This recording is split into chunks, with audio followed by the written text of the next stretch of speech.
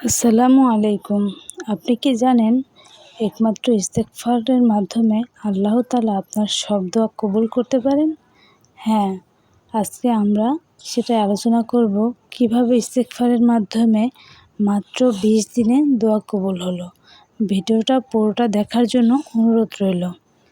ইস্তেগফারের মাধ্যমে মাত্র 20 দিনে দোয়া কবুল হওয়ার অভিজ্ঞতা সত্যি মনকে নরম করে।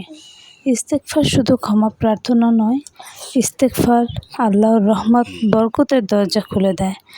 দীর্ঘদিন ধরে আমি একটি দোয়ার জন্য অনেক দুশ্চিন্তা ও মানসিক চাপে পড়েছিলাম।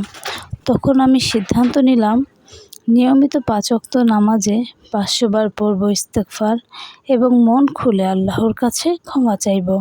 কয়েকদিনের মধ্যেই মনে প্রশান্তি নেমে এলো। আমার টেনশন পেরেশানি কমে গেল। মনে এক অন্যরকম শান্তি অনুভব করতে লাগলাম। মনে হলো আল্লাহ আমার জন্য নতুন পথ তৈরি করে দিয়েছেন। মাত্র 15-20 দিন ইস্তেগফার পড়েছিলাম।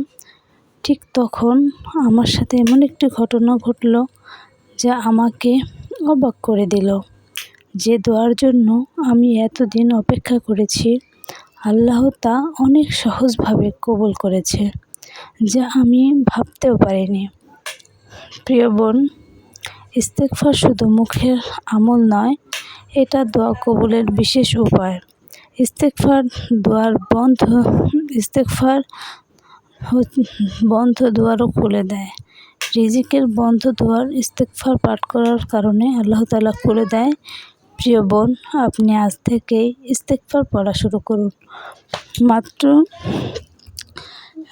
200 থেকে 1000 বার ইস্তেগফার পড়ার অভ্যাস করুন। আল্লাহ আপনার দোয়া কবুল করবেন।